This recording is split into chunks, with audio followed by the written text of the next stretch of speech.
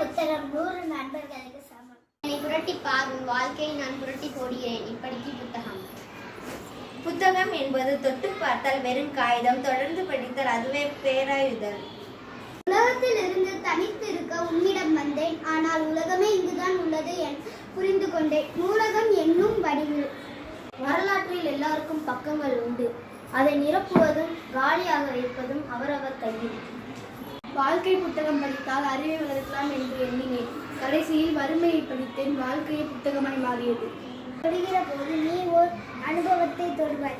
எப்போதும் வாசி, புத்தகத்தை நீ புரிந்து என்னை பார்த்தால் நிமிர்ந்து உன்னை நடக்க வைக்கிறேன். இப்படிக்கு புத்தகம். நீ எவ்வளவு முட்டாள் என்பதை புத்தகம் சொல்லும். நூலக தினத்தை கொண்டாடுவோம். படிப்போம் படிப்போம், புத்தகங்களை படிப்போம். கற்பிப்போம் கற்பிப்போம், எல்லோருக்கும் கற்பிப்போம். செல்வோம் செல்வோம், நூலகம் செல்வோம்.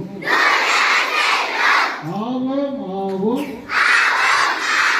அனைவரும் நூலக உறுப்பினர் ஆவோம். ஆவோம் ஆவோம்,